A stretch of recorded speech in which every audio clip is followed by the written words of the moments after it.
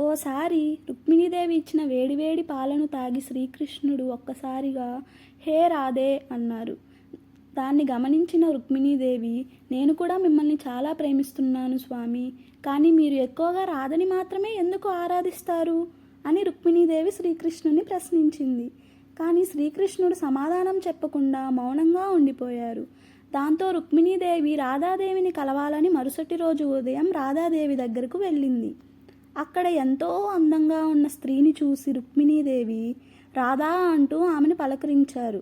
కలువలలాంటి కన్నులతో, పండు వెన్నెల్లాంటి స్వచ్ఛమైన నవ్వుతో ఎంతో అందంగా ఉన్న రాధాదేవి ఒళ్ళంతా బొబ్బలెక్కి ఉండడం చూసిన రుక్మిణీదేవి అదేమిటని రాధాదేవిని ప్రశ్నించింది. దానికి బదులుగా రాధా, నిన్నటి రాత్రి మీరు కన్నయ్యకి ఇచ్చిన వేడివేడి పాలే దానికి కారణమని చెప్పగా, వారిరువురు ఒక ప్రాణంలోని రెండు దేహాలు అని అర్థమైన రుక్మిణీదేవి తెలియకుండానే కంట్లో నుంచి నీళ్లు కారాయి. Hey cuties, if you like my art and story, please comment below.